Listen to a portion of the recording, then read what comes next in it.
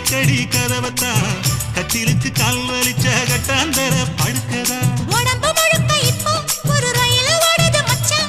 வளைச்சு நறுக்க சொல்லி வளையல் கிஞ்சது மச்சான் அடடா அல்வா துண்டு இடுப்பு போங்கிடுப்பு